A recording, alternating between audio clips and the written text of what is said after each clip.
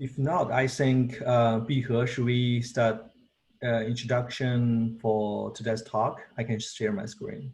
Yeah, definitely. Before we hand mic to the speaker, we'll just give a few minutes intro to, the idea of the society, why we're doing this, and how you can probably benefit from being a member of our talk series. So the idea really started when my friend Jen was organizing these academic talks of PhD students, first mostly located in North America. And then we had this idea that maybe people are interested in, careers outside of academia. And from my own experience, I felt that there was a lot of lack of information during my PhD as to what are other choices that I can make apart from being a professor or not. and actually speaking to a lot of my friends who are still in academia after graduation, who are actually not that happy. And I would ask them why you're still there if you're not happy about the job. And the top two answers I'm getting from them would be either, they cannot think of anything else they can do outside of academia, or they don't want to give up, years of accumulated knowledge in the field that they've been invested so much in. And I can say from my own example that number one, this is certainly not true. There's so many other things you can do outside of academia, and this is the exact reason why we're starting this talk, is to break the asymmetry of information among academic candidates who probably don't have enough education or enough information from their research group or from their university that helps them build their future. And number two, it's definitely not true that if you're not in academia, all your years of training are wasted. That's not true. As a part of my job as a consultant, I still read academic papers, and I read it faster than other people. And I get praised for it because I've done so much of it, which is useful for my job right now as well. So this is really why we're doing this talk. And maybe Elvis, you can give the introduction about some of the other events in this group. Sure. Thanks, Bihe, for the nice introduction for our initiative. So in addition to the WBA talks, we also arranged the TMS talks, which is a talk series which focus on people in academia, mostly PhD candidates, postdocs, and assistant professors. They will talk about their advances in their own research. And in addition to that, we also have TMS workshop.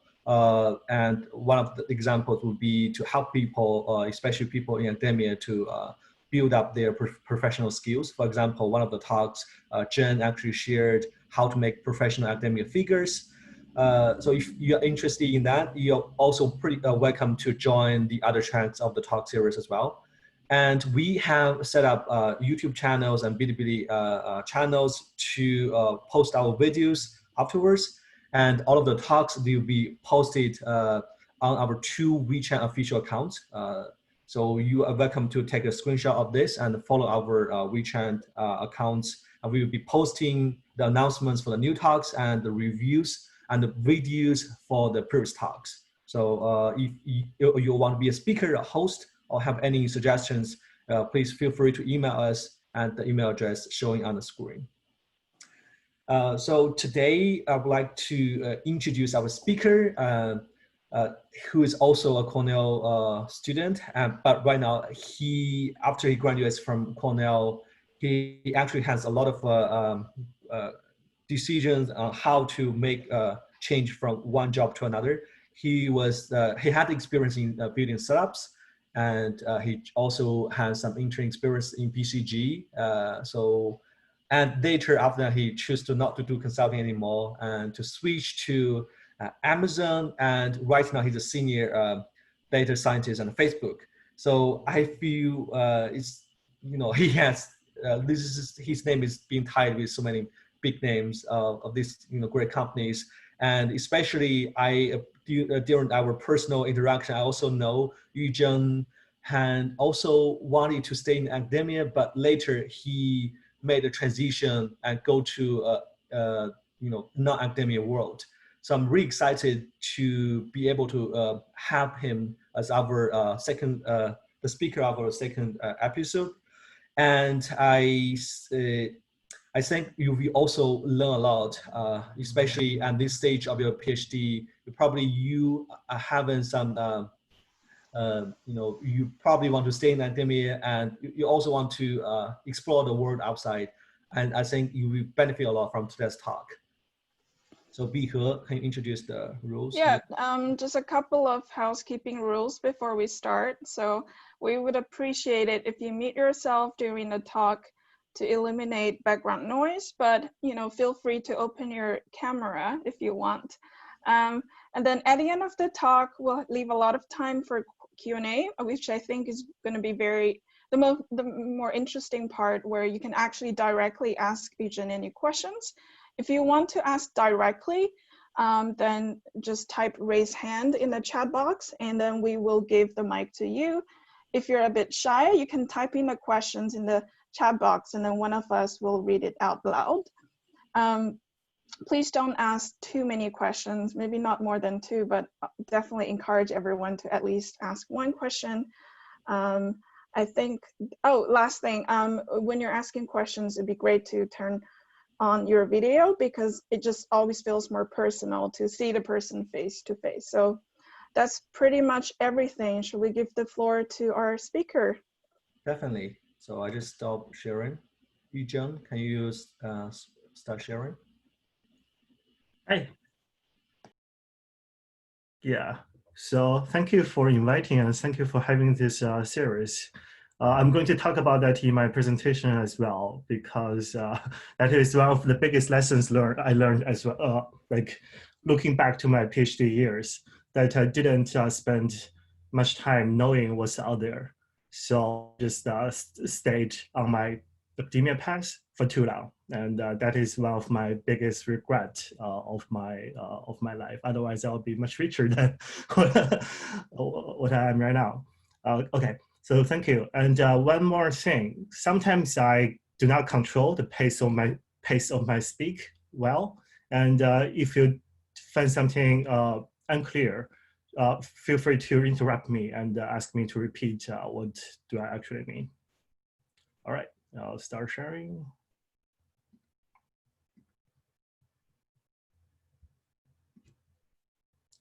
Okay. So from econ PhD to tech, I guess the first part is going to be a brief introduction of my journey.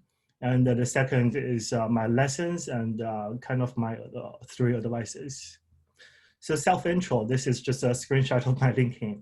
Right now, I'm a senior data scientist on Facebook. I do Facebook e-commerce, not the Facebook shops, the marketplace citizenship. So if you, I guess most of us are from China, it's kind of Xianyu in the American version. And before that, I was an economist at Amazon. So so the difference between these 2 jobs, at Amazon as an economist, I get to do a lot of what I do in PhD. So I read academic papers, I do models, I run machine learning causal inference models.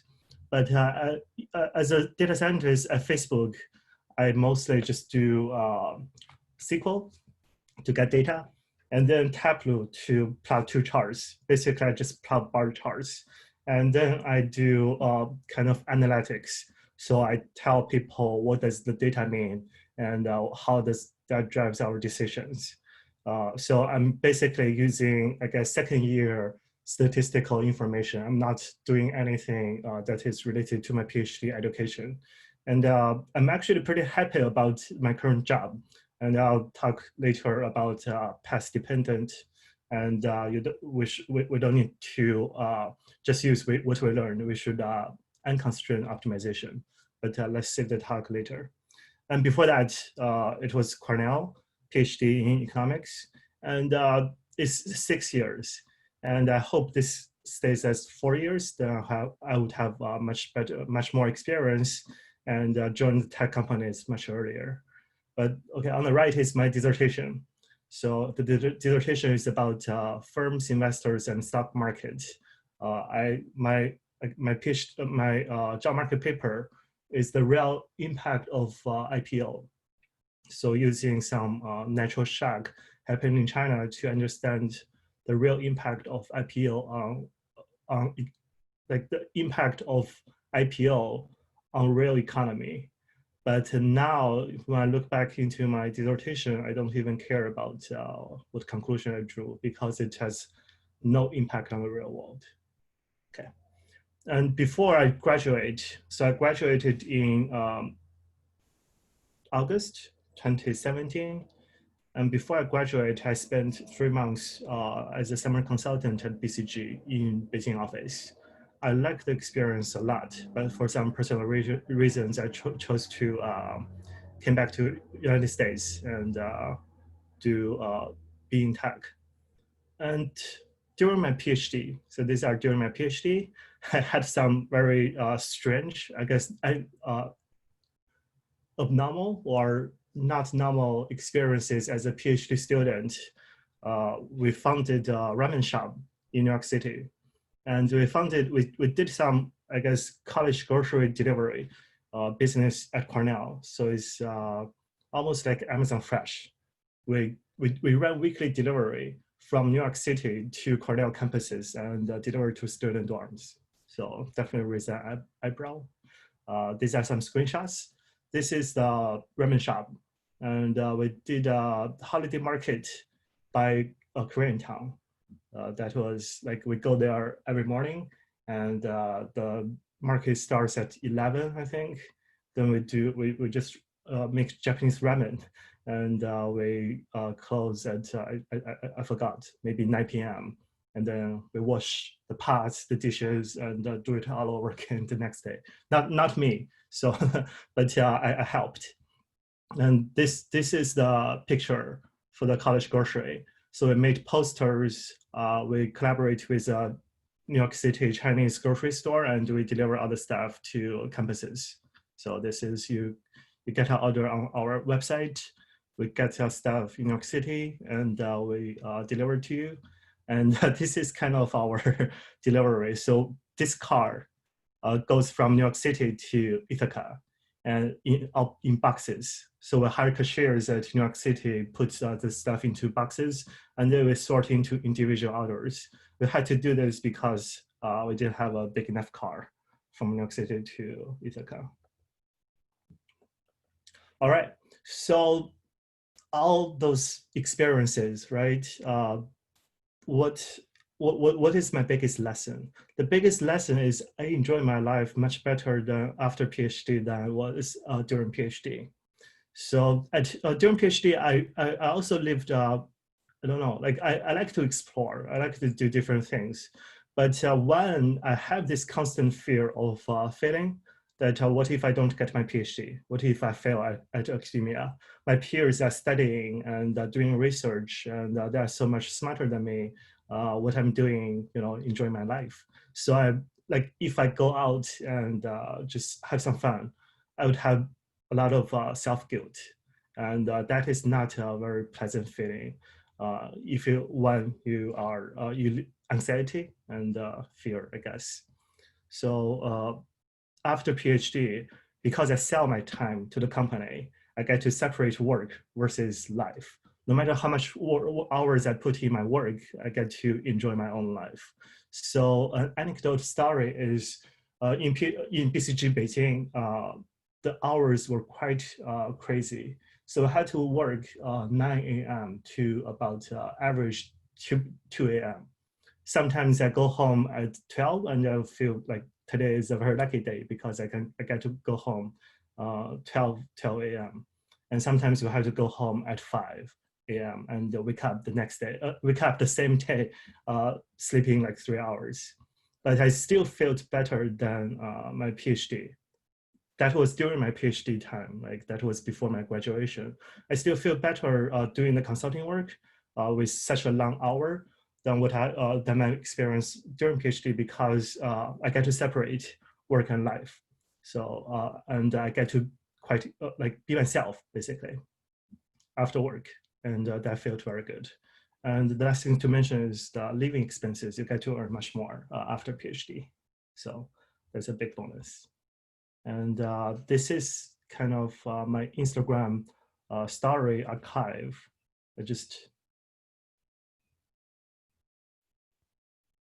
So not happening since I graduated from PhD. Yeah,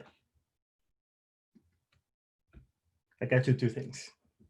Yeah, that's lesson number one. And if I could do my PhD all over again, what would I do? So first, I didn't have this theory. I didn't have this world beyond academia theory when I was in PhD. If I had that, maybe I can realize much sooner that academia is not what I want to do. So the first thing I want to do is admit that I don't want to do academia in my second year instead of my sixth year. I stayed in PhD for 6 years because I always think that, you know, the best people in my best peers, they're doing academia. And that is how PhD is supposed to do, how we are supposed to do academia. So I came here to do academia. I should do academia. If I feel like I don't want to do academia, that is just because things are getting too hard. So I'm quitting. I equate not interested in academia as finding excuse for quitting. So I just stayed for too long. If I realize if I realize that I honestly do not want to do PhD, I would have told my committee that I don't want to do academia as soon as I found that. And then I'll start looking for industry internships. So I didn't do any industry internships during my PhD. So the BCG is my first kind of internship experience during my PhD. I would have done industry internships, and that would prepare me for much better position or situation when I was looking for industry jobs. Then I would have finished my PhD in 4 years instead of 6, because I don't think there was any extra value for me or for the society by me staying in my PhD program for 6 years. One thing I'm not sure if it's achievable, but maybe if I realize I don't want to do academia, that is during my PhD, I should have separated my work from my life. I should have just have work hours and not think about the research and the stuff I do after the work hours. Because when I think back, I have self-guilt. I feel guilty not working. So I constantly think about my work, but it didn't help my productivity. I feel like looking back, if I separated my work and the life, I could be more productive in work and be much happier in life. So that is another lesson. All right. So 3 advices after having this lesson and spending a couple of years after academia. Advice number 2 is know yourself, because I didn't, and I wasn't completely honest with myself. And I think it's a very easy bias, like not knowing yourself is common, knowing yourself is difficult. So know what is your true interest and your strengths. Like we are all good at studying, we are all good at reading papers, we are all good at doing research. That's why we are here. But beyond that, what is your strengths? And most importantly, what actually drives you? Like, do you feel excited doing research? So I was, okay. So this part of the reason I stayed in academia for very long is I was actually very interested in research. I was in empirical corporate finance, and I actually found the papers very interesting. And I enjoy reading papers, and I enjoy doing research. But even with that, I still feel like I do not want to do academia, because what actually drives me is having an impact on the world. I don't feel like I was doing that by doing research. Like the paper I write, I don't think it can actually create the impact I wanted to. I want for myself. Yeah. So understanding your underlying motivation is very important. And then have be honest about what are your resources and what you can do. And sometimes knowing this takes trying. Like you don't know what you don't know, right? So you have to try. Like in tech, they build this minimal viable products to validate your assumptions. Sometimes it doesn't take much. For example, coming to this series and listen to what's beyond academia is a way of knowing. Doing internships is a great way to try, if you like, to really get to know the day-to-day of different jobs and really understand if that is what you want to do, right? And also when you try, now there are a lot of two-way door decisions, especially when you are in PhD. So for example, if you do an internship in industry, if you don't like it, you can still come back. You can still do academia. So a lot of decisions are two-way door. That means you can just try and come back. There is not much harm for trying. So definitely take those opportunities and try. Like the industry internship or the industry experiences, even if you decide to do academia, would be good for your research and for your academic job, because you know, like for example, what kind of data is out there, what people actually care about. And maybe you build some connections, maybe like like having multiple dimension of experiences is going to help you, not going to hurt you. Advice number 2 is unconstrained optimization is always better than constrained, maybe a bigger than or equal to, but it's like most of the case is better, right? Sometimes it's equal. And sometimes we stuck in academia for too long.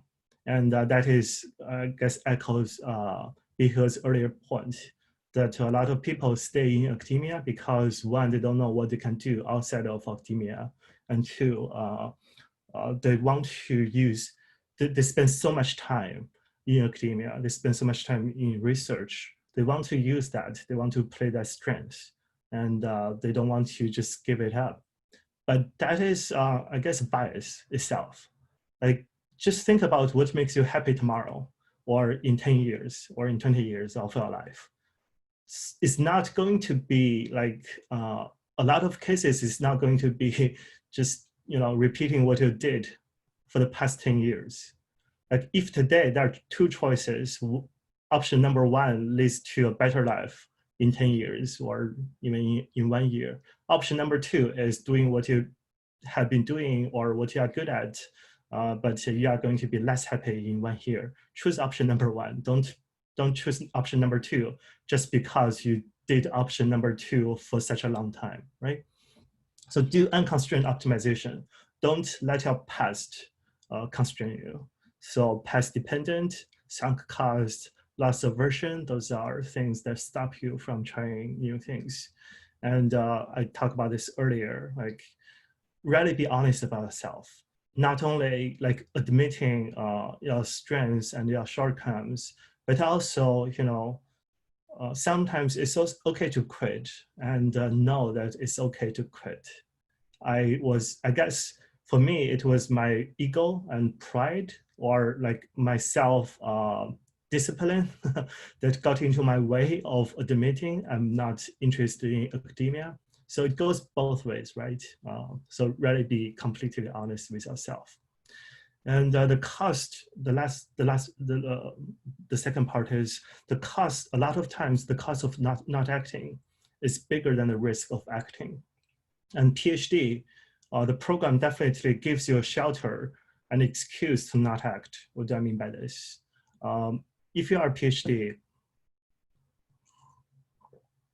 in Western schools, right? It's 5 years program. It is a very long time, and the program doesn't ask you much results until the end, because they want to give you some freedom to really focus and do research without the worry that next week what I have to do, next month what I have to do. They give you some stipend, and they give you a very lenient environment, and to tell you, just focus on research. So it's a shelter to not trying different things, because, for example, for me, before every summer I stayed at Cornell and did extra research. I usually applied for summer RA or TA, and then I stay at school and I go to library every day to do research instead of applying for an internship. And I felt pretty good about my decision because I was focusing on research. I didn't waste any of my time. But now, if you ask me what did I do, summer of, I don't know, 2015, I don't remember. I don't remember what paper I read. I don't remember what research I did. I feel like it's it's not complete waste of time, but it is a waste of time. So that was the cost of me not acting to apply for summer internship. And I guess that's an easy trap for a lot of PhD because the program is set up this way. So think about what is the cost of you not acting, and what is the risk if you actually act. A lot of the time, the risk of acting is very small. You actually benefit from acting, and the cost of not acting is ignored. Advice number 3 is really know what's out there. And this one I think is I guess in terms of risk reward, is definitely everyone should just know. Like you should know your options beyond academia, right? So coming to this talk again, it's great. Your options, what industries you can go. Like I hear a lot of you either come from consulting or come from or want to do consulting. Consulting is a great industry. Later on I'll like post a screenshot of my YouTube channel. And I talked about the value of consulting that brings to the firm that hires consultant. I think it's a great industry.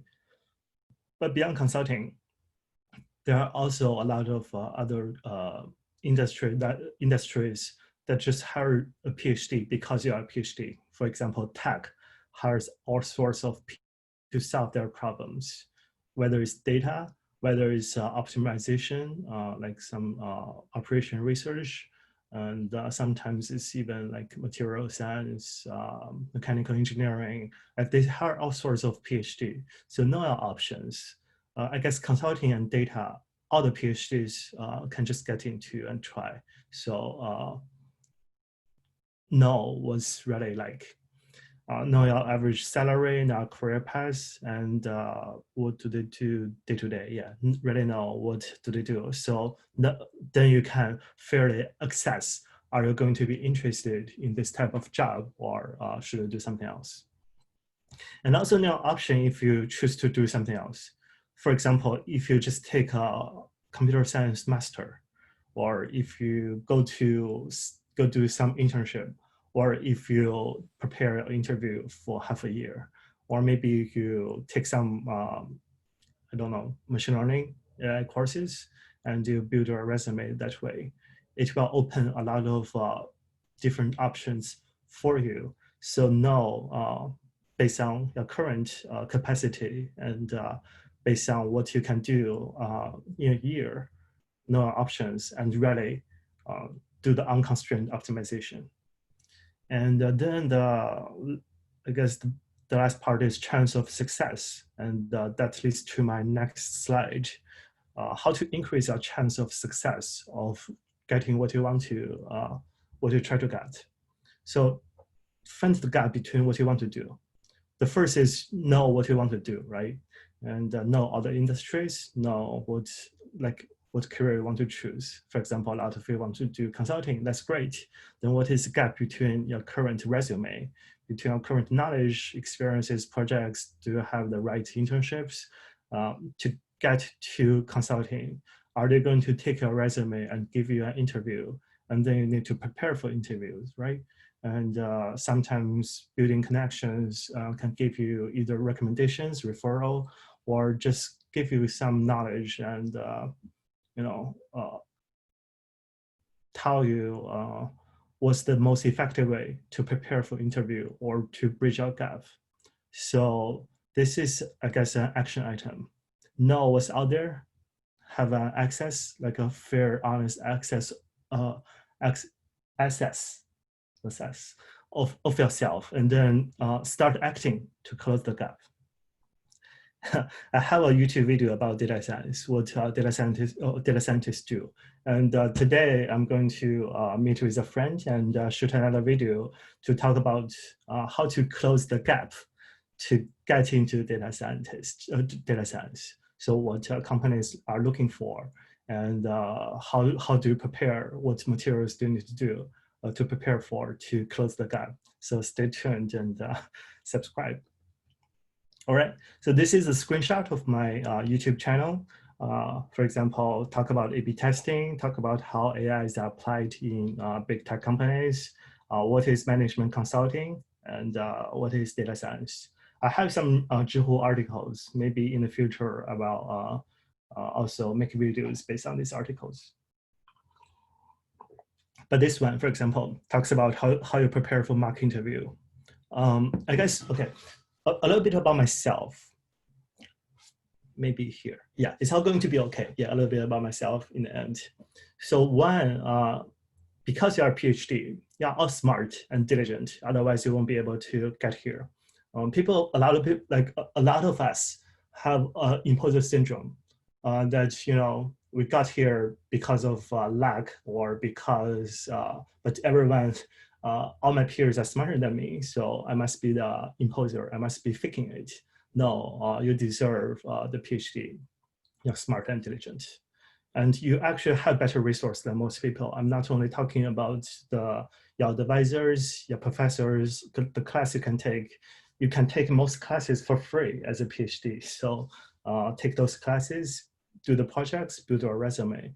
But also, like, even if you try to fake, right? If you want to, for example, a lot of people in tech, like AI is very easy to fake, not to fake, but very easy to get to know. For example, machine learning is just basically it takes a month or maybe 3 months to get to know AI well if you really prepare for it. So if you take 3 months and prepare, like learn about AI, and then you take another 3 months, write a paper about AI. Maybe it's useful, maybe it's not. But HR, because you are a PhD, will pay attention to you, and it will boost your resume and give you a chance to most tech companies. So that is the resource that many people do not have. Then you can maximize your experience on one dimension. You maximize the experience on one dimension. So when I was doing consulting, I was back in Beijing, and my peers, people who are at my same age, I hang out with people who do startups, and a lot of them were quite successful. They started companies that are well-known names, and they had, like, if they went to industry, some of them are directors. They were quite successful. But I feel like I didn't waste my time doing PhD because because I had the title of PhD. I maximized my experience on academia, and so doing PhD in academia is really like playing at a very high level, right? And not many people get to see that. So if you draw an analogy in sports, it's almost like playing a youth team for a football club, right? You got to the top level, you know what the top level looks like.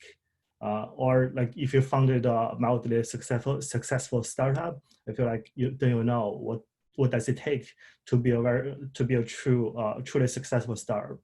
But you interact with the best scholars in the world, and you have this title that stays with you for your whole life that says, you know, you are a PhD, you complete a great deal in academia, and you are one of the smartest people in the world. So that's great. It's all going to be okay. I want to, one last thing about myself.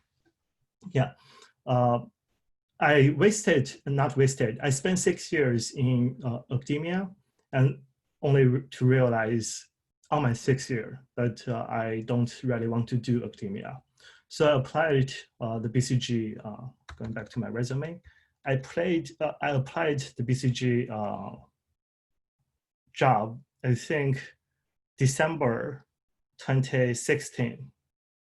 and got the internship January 27. Got the interview January 2017. I prepared a week for my mock interviews and got the internship and got in. So one is I had article about how to prepare mock interviews, how to prepare the interviews efficiently. But two, I feel like that's a lucky shot. And then at Amazon, like I didn't apply to any tech jobs. Amazon is the only one applied. I got the interview and I got in. And later I discovered that is kind of one of the best jobs that I can ever have. So a lot of this is luck, but I don't think it's purely luck. It's also because I have the title. I had some experiences during PhD, and I actually spend the time and really prepare for the interview. So there are a lot of things you can do much better than I did by starting early. So that was all my advice and lessons. If I knew this in my second year, I would prepare myself so well that I couldn't fail. So yeah, that is my lessons and advices. Thank you for listening. Thank you, Eugen. That's very helpful. And I think, you know, what's really impressive is how genuine you are in sharing your thoughts and experience. And it's really encouraging to people who might be having second doubts about themselves. You know, before, and people in the audience, feel free to ask questions or type in your questions. But we've had a couple coming in, and I feel like because your experience is so broad, people might ask all sorts of questions, and it could be, you know, loosely categorized into your experience as an economist, and then, you know, having startups yourselves, and then transitioning into a data scientist, and now, you know, having your own YouTube channel, and then some people might just want some general advice for you. So let's try to maybe group our questions in this kind of categories. Anyone wants to be the first person asking a question live?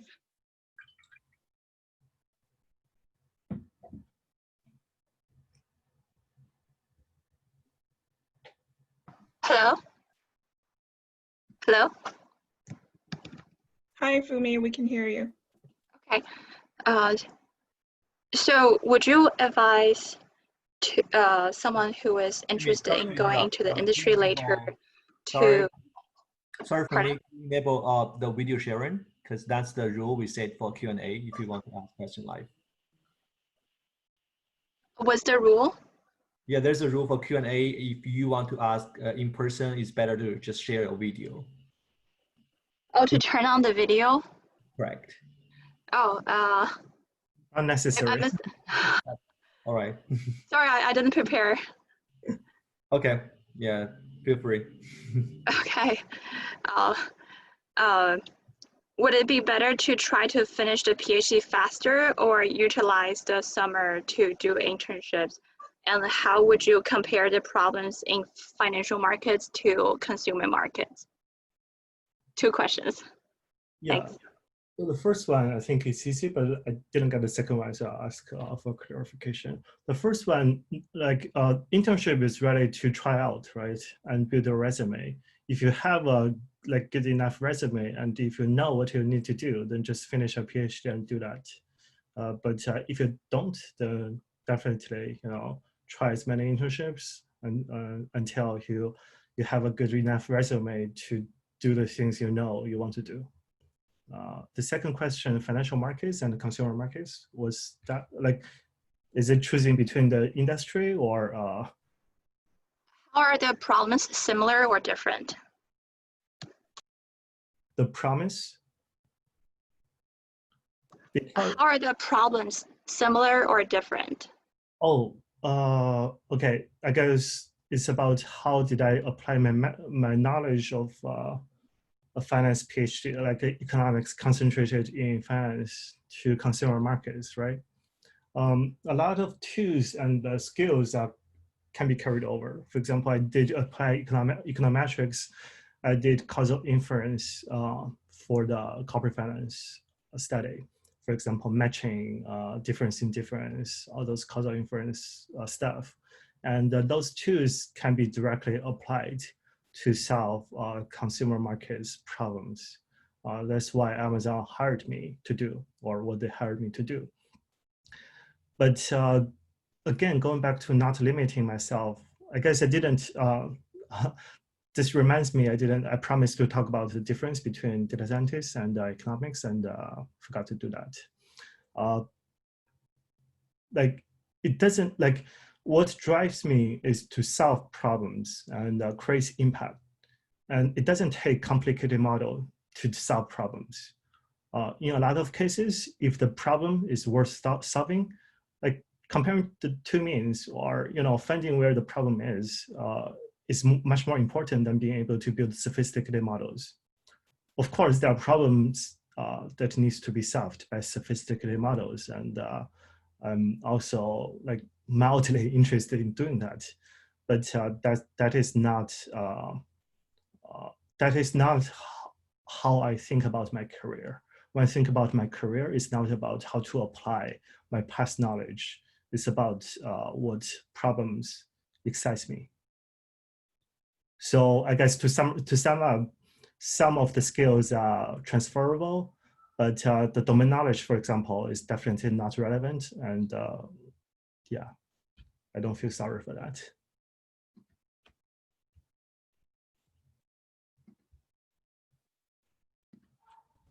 Great, thank you. Anyone else got a question? Can everyone hear me? Yes. Hi, I'm Machen. I have one question about the startup. So I'm curious, what happened to your startup in the end? Oh, we closed College Grocery while in Ithaca because it's actually a very heavy operation. Like it takes a lot of operations. For example, you have to do customer service. You have to maintain a good relationship with the grocery store. If you get one kind of vinegar, but they're out of stock, do you replace or do you refund? There are a lot of like tricky like things that takes time, and nobody was willing to do that after I left. So we just closed. And Barab is still operating in New York City. I hope the pandemic didn't make them bankrupt. But they had 3, I think, shops in New York City. Okay, I see. Yeah, so I have a second question, which is a little personal. So what's the intensive when you decided to like build up a startup? Is it like to try to make a lot of money, or like just a random decision to try different things? Yeah, good question, because that's actually my motivation for doing a lot of things, including start a YouTube channel. It's never about the money. It's just about seeing a problem and I want to solve it. And I have a big drive to solve the problem. The startup started because I go to New York City quite often. And every time I go there, people ask me, can you bring us some grocery back? I'm willing to pay you like 50% above the recipe, the price. And I said, okay, there is a real demand. Let's try to solve it. And that's how it started. We started with Google form, and then turned into a Wix website, and then turned into a Shopify website. In retrospect, it actually helped a lot of my current experiences, because Facebook is doing the Facebook shops with Shopify, and my experiences of running a Shopify store actually helped me understand a lot of e-commerce business in general. But that was never the plan. I see. Thank you. Yeah, may I ask one question? Okay. Thank you, Eugen. I'm also a PhD student in economics, so I know that Amazon has already established the economics team, while Facebook is relatively new in building its economics team. So I'm curious that how do you feel about working in these 2 companies? Do you feel more like familiar in Amazon environment compared to in Facebook? There are 2 very different companies, even though they are in tech. I would say there is a more difference between Facebook and Amazon than between Amazon and BCG even. And I don't think Facebook is going to hire a lot of economists to do the economist, because at Facebook, it provides a free product. They can run A/B testing for almost everything. And Amazon hires economics mostly to do causal inference. But Facebook can do A/B testing. They don't need to do this. But my training of economics PhD helped me to, I guess the training is helpful. I also have a very short video about this. It forced me to think about equilibrium and think about marginal. And when you solve problem at tech companies, you'll find a lot of people, they focus on the first order effect of your policy. For example, if you set a price floor, right, it will make people sell more expensive stuff, but they didn't think about the substitution effect or the income effect or whatever. They didn't think about the second order problem. And a lot of the time, the second order impact is more important. So I guess the training of economics PhD, if you have the sufficient tech skill, like if you can write SQL well, if you can do analysis fast, if you can do data manipulation in Python, then combined with your economics degree, is quite welcomed at any company, consulting or tech. But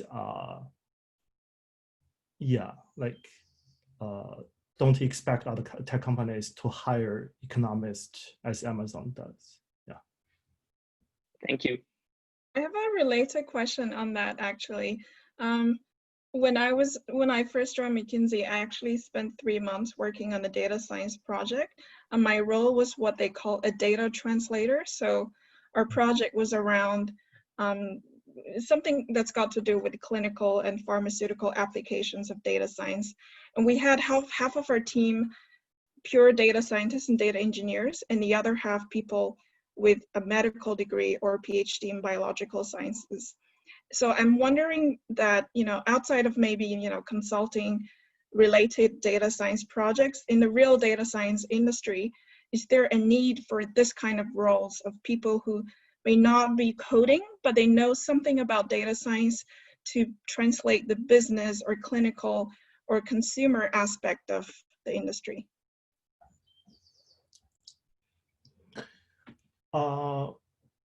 Yes, but okay.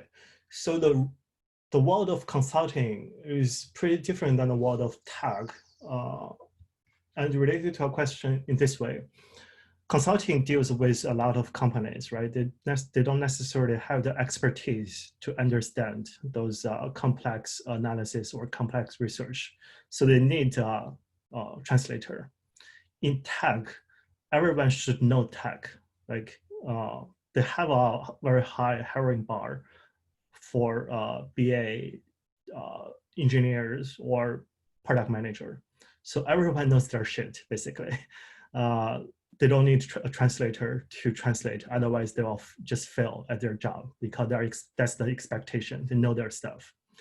That being said, like for example, people in business function, they don't necessarily they're not necessarily well versed in models. For example, they understand what's the difference between correlation and causation.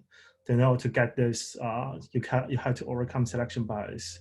They know, on a very high level what machine learning can do and cannot do.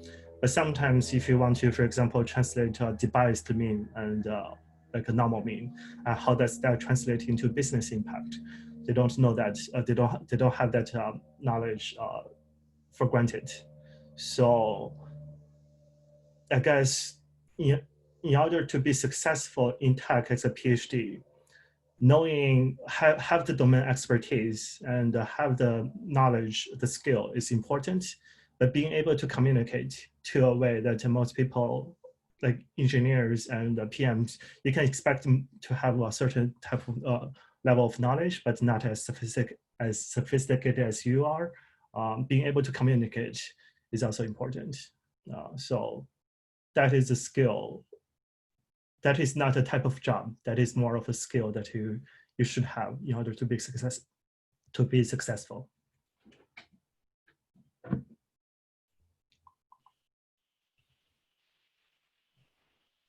Thank you. May I ask a question?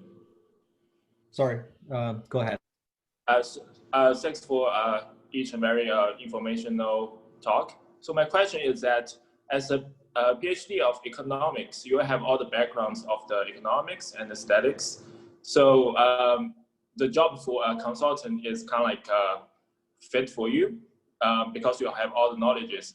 So as engineering student as me, I don't have a lot of economics background. So do you have any advice for me to get some resources to get those knowledges to prepare for the future consultant or potential jobs at these kind of fields?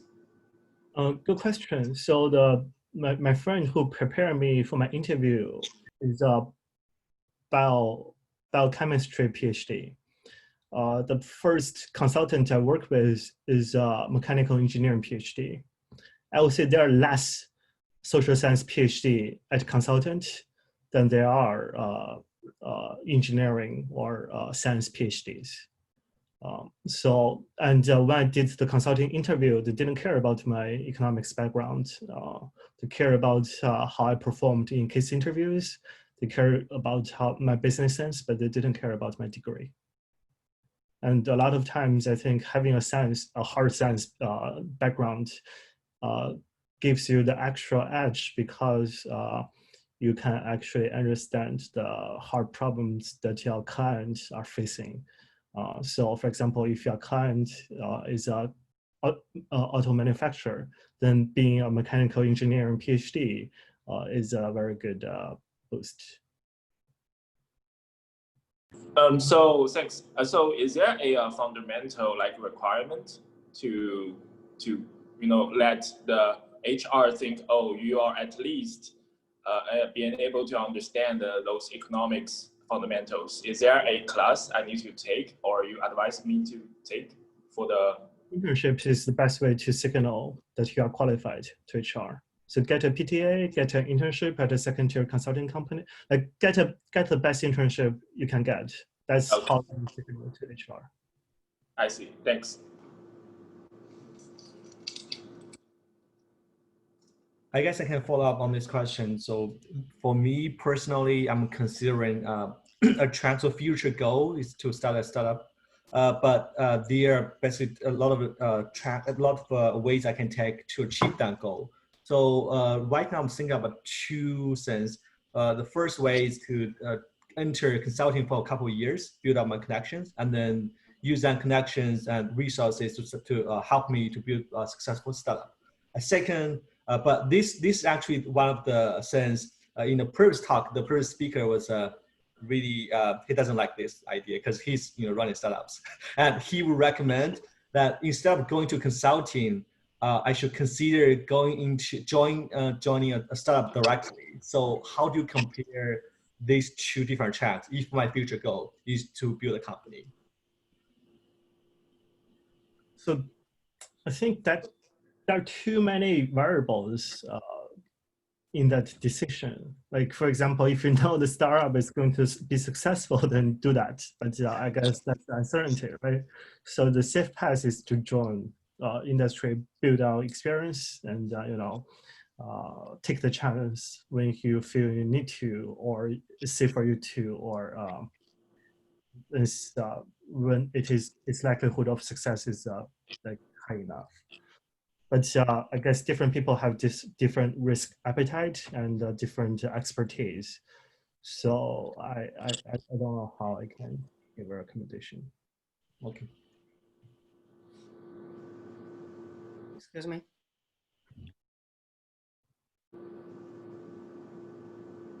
Excuse me. Hi. Ask a question, Tao Jing. Yeah, hi. I'm curious about you're as a senior data scientist. I'm curious about what the most important techniques or tools you are using in your daily work. I wonder if there's any gaps between the just for the data science? Is there a gap between the industry and the lab? Because I'm working on some like a very complicated deep learning or machine learning models. I'm curious if that is useful in your real work in industry. Yes, yes, very. So I guess my two different jobs, right? Facebook, what I do is I run SQL to get data, and I use Tableau to plot the data, and then I use PPT to present the data. That's almost it. And then I write docs. I guess the writing training I received at PhD was actually quite useful. I'm able to produce high quality notes. It's almost like a mini research paper at a good speed. So that helped me to land a lot of impact. I sometimes use Python to do data cleaning and do some simple analysis models, but I often use Tableau because the problem just requires Tableau to solve.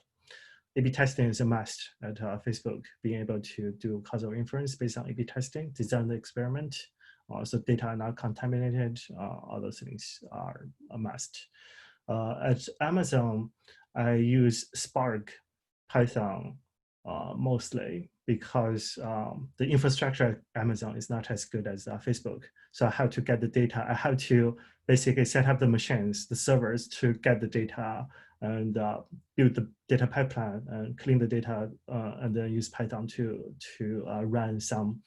What I did is synthetic cohort and matrix completion. So simple machine learning models, not deep learning models, to draw causal inference based on big data sets. But I feel like if you can code deep learning model, all the tech requirements should be easy.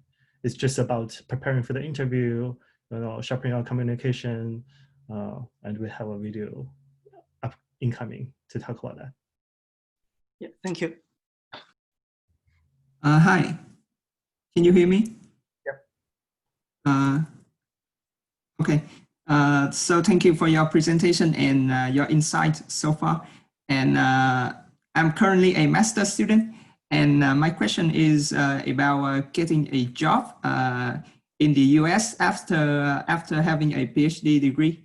And so as far as I know, in some countries, such as in Germany, sometimes getting a PhD degree is not a good thing because sometimes the companies thinks that you are overqualified for the job, and sometimes they don't want to hire you because they will need to pay you more as compared to a master or a bachelor degree holder.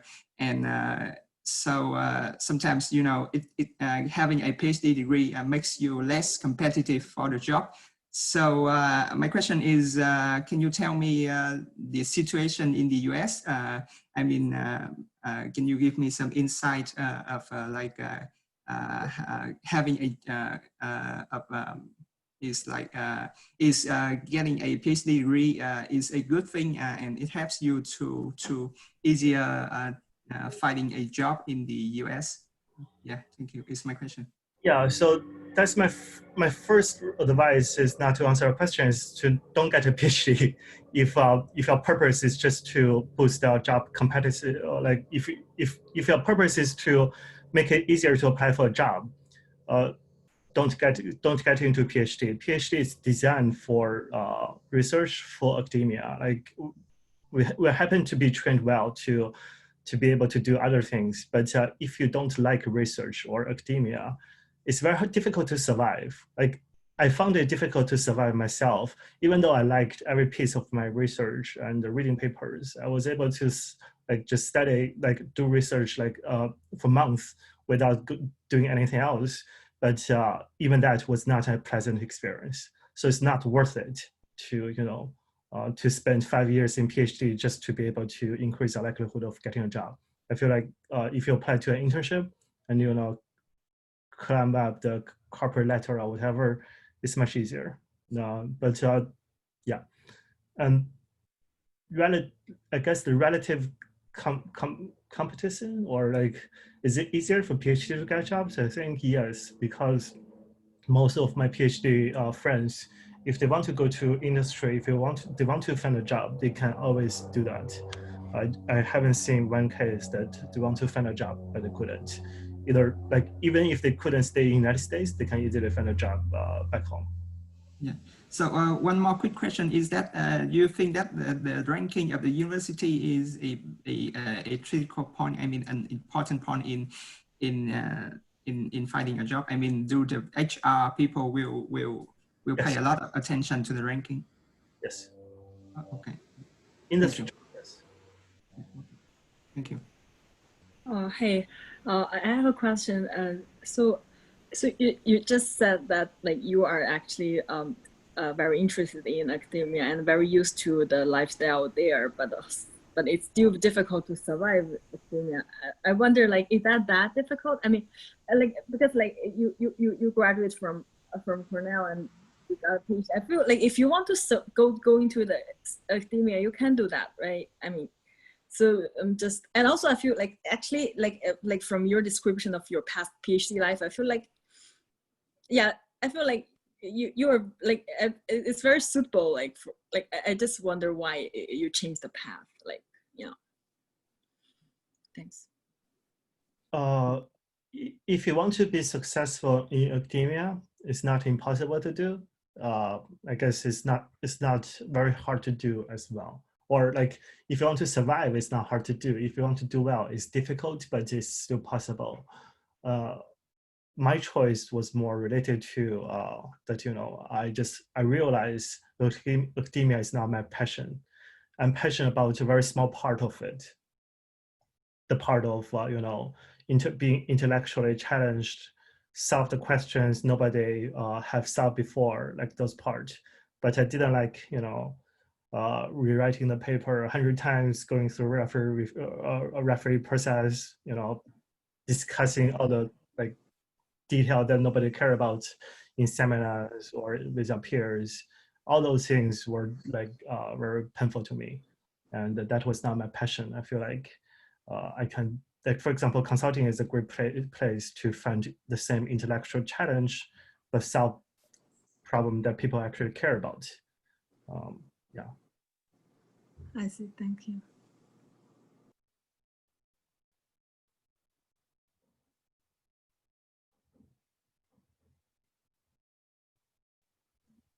Great. Any other questions from the audience?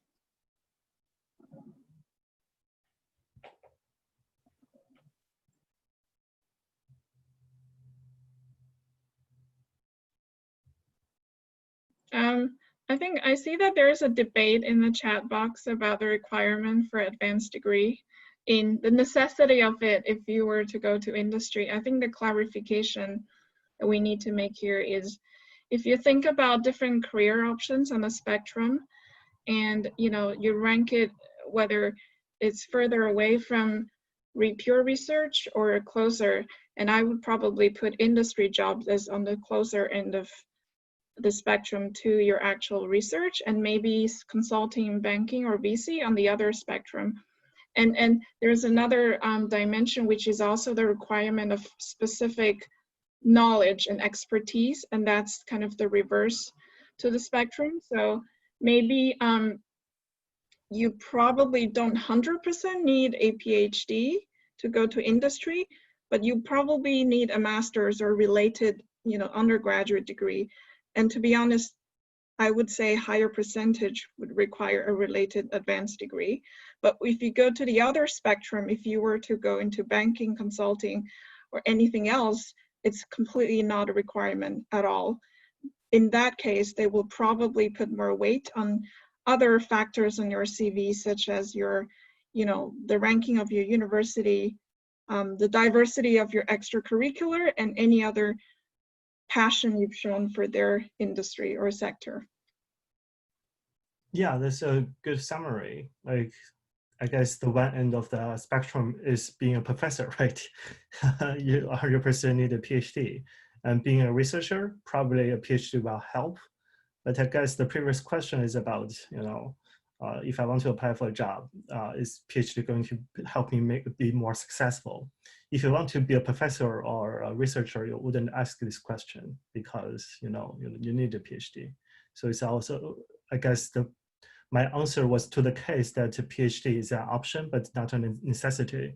Then how should you choose? And my advice is don't do it. It's not worth it. I have a question. I have one more question on the data science career of yours, because a lot of people around me seem to be wanting to be a data scientist. Actually, everyone wants to be a data scientist nowadays, and a lot of them have zero background in anything related. They're probably in bioinformatics or in physics or even chemistry. So I wanted to know from people around you who are proper data scientists, what is their background? How many people are actually from non-computer science, non-math, non-economics background? And you know, what do you see are kind of subjects or you know, topics or kind of their PhD areas that could be a higher likelihood for them to enter data science? So first, data science is not a high bar. If a PhD have done quantitative research, whether psychology PhD or physics PhD, their skill set is good enough for a data scientist. Because data scientist is about application and about solving problems, analytics application and solving problems. It's not about building the most sophisticated models, right? And they actually, like companies hire specifically for machine learning engineers, or research scientists, or applied scientists that, you know, go and build models and solve the cutting edge problems in artificial intelligence. For example, how to make Amazon's recommendation system better. That requires specific domain knowledge. But for my current role, data scientist, as I said, like second year, like sophomore level statistic in college, not in PhD, is enough to handle most cases. So if you have done quantitative research, you have the skill set. Yeah, like I forgot what the question was. Did that answer the question? Yes. Yeah, like most PhDs, they're qualified. It's just about the experience and the interview. So get your resume to pass the HR stage and then prepare the interview so the hiring manager hires you. Thank you. Okay, like I might have a question, like Eugene, and you mentioned that it would be much better if you could have start your job, start preparing for your job, like searching at the second year of your PhD. But my question is that, like usually, like a lot of research takes a long time, like much more than 2 years to even get on track. So, but how, like, what's your suggestion on like determining like what's the starting point? Like, because I discussed with some of my friends on like when to decide it is the time to quit or to continue. Like my idea is more like maybe it is more about the rewarding you have, like the more rewards you have during your PhD as academic research, and then probably will continue more on this trend, on this path. Like I just want to hear about like your thoughts on when to decide on your path. Yeah, thank you. Yeah, so I guess I need to clarify. That was my own lesson and what I would have done differently if I started again. Everyone's situation is different. So my advice is know your interest, know your strengths, and know yourself, basically. And then make the decision based on your own scenario, not mine, right? But for me, the reason I said I wanted to do to start in my second year is, of course, like my research would take a long time to build, but I stayed 6 years. I wanted to do academia. I had the counterfactual, right? I wanted to do academia. I stayed those years, but I wasn't particularly proud of my research paper. Like it is an important topic. I think it's a nicely written paper, but there was no impact. And because what drives me is impact, right? So I don't care. Like if I stay in my PhD for 4 years and had a much crappier paper, I would actually be happier today. So that's why I said if I do it again, I would start in my second year. But I know everyone's different, so definitely just make a decision based on our own scenario. Yeah, thank you. Yeah, thanks. I guess to follow up on that, Yuzheng, is there a moment in your current life when you think back, you say, okay, if I were to continue academia, maybe I will be a professor. Do you have so you have no moments of regret, right? Just first, it's not helpful to regret things. Right? like I said, I would do it. I would do it differently, but that is more as advice for like these people who are in the PhD program. If I choose my life, I wouldn't necessarily want to do it all over again because I'm happy with my current life, right? So everything that leads to my current life, I think that they're good. I don't have any particular regrets. And it took me 6 years to realize I wasn't in academia. Maybe that's what I need. If I change my decision in my second year, maybe I will always have self-doubt, then maybe I'll have questions like you just mentioned, what if? Today I don't have what if because I suffered those 6 years and I realized, that's not my passion. Okay, that's a good point.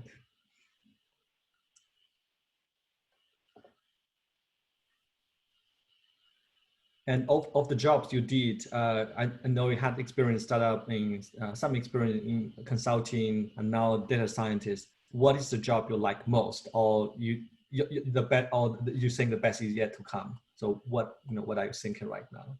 On my current job. Oh, yeah. Otherwise I would have so I guess some data points to back my claim.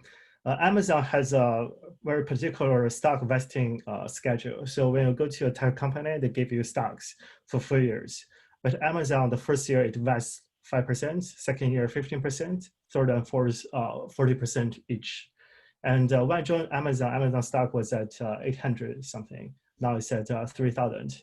So I was actually underpaid in Facebook when I took the Facebook job. And so I get paid less at Facebook than I was at Amazon.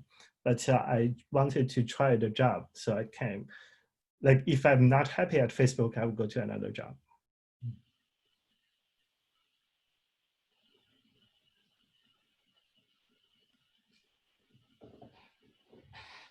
Great. Any other questions from the audience?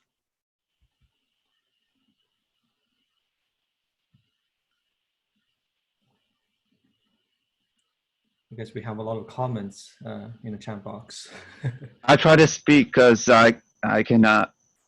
Yeah, feel free. Yeah, I was muted. I have 2 buttons need to unmute. So I mute one and the other still muted, so you cannot hear me. Can you hear me now? Okay.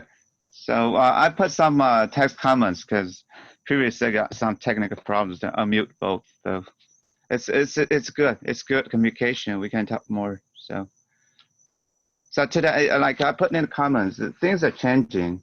Like 20, 30 years ago, if you have PhD, the industry labs will value you more, but today it can be different. So. Yeah, I'm looking at the discussion in the chats. I think there are 2 things I want to address. One is like still like we focus on the job that requires a PhD. So if you are a PhD, that is our advantage because these jobs you all have a comparative advantage of being a PhD. So as a PhD, definitely focus on those jobs, or not focus, but pay more attention to those jobs and apply, and you will be successful. I don't know the future, but at least they're good jobs. But the second is like for example, a lot of big companies have do research. They have their research department. Yes, and but don't take an industry job as an escape when you cannot do academia well. Like, for example, the Google AI or Facebook AI research, those are they hire the best PhDs, right? Like if you want to get into the very good, the promising industry research career, you need to be very good at academia, at research, and creating research that actually has an impact. So I guess those are my 2 points.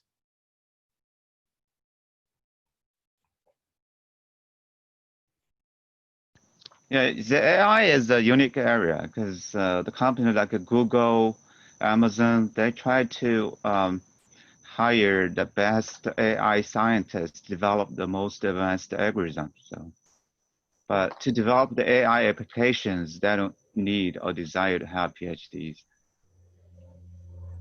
Yeah, and I talk about that in my YouTube channel as well. I feel like a lot of industry application of machine learning is actually an engineering problem, not a science problem. You don't need to develop algorithm to do that.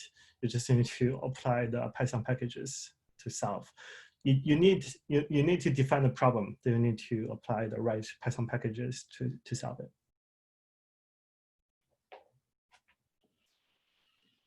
Does anyone have any follow-up questions? Yeah, I would like to ask the final question. Okay, yeah, so the final one. Yeah, thank you for the talk. It's very sincere and content, and it's your personal experience. So my first, can you hear me? Just to quick confirm. Okay. So my question is, after 6 years PhD, everyone wants to have gain more from the PhD experience. But right now you choose to go to the industry and compete with the master student and some undergraduate students. Some of them are your boss right now. So how do you take this situation? How do you accept someone with only a master's degree guide to is your boss right now? I didn't capture the, can we type maybe? So I think he was asking, so right now when you enter the industry, for example, in Facebook, or for example, if your boss, he only has a master's degree, how do you feel about that? Yeah. Like, what's that, meritocracy? Yeah, like the PhD doesn't tell you you are better, right? Having a PhD title just is a certification that you complete your PhD program. It doesn't mean you are better than master. So I guess if your boss is better than you, listen to him. If your idea is better than him, then you try to convince him your idea is better. But I don't view the title, like the title shouldn't mean anything. Okay, thank you. Yes, I guess, so we are coming to 1.5 hours, and I really appreciate you, John, to take this opportunity to share the advice with, oh, is there any other comment?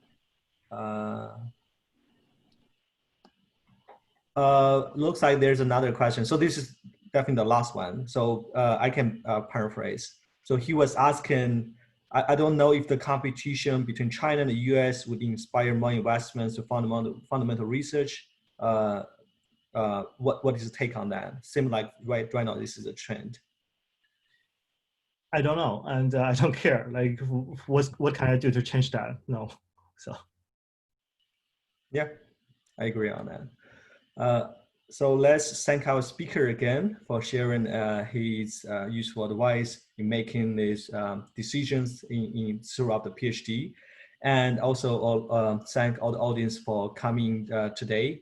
And especially for, we are running this talk series, the next talk is gonna be centered around consulting. So if you're interested, just follow our tweet, follow our WeChat account. We'll be releasing announcements. And let's thank our speaker again, and hope you have a great weekend. All right, thank you. Good weekend.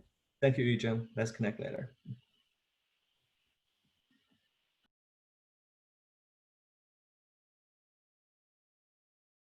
People who are interested in a variety of career tracks, and let's keep in touch.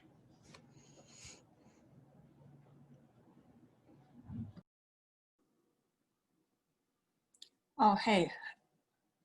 Can I also introduce myself here? Sure, go ahead.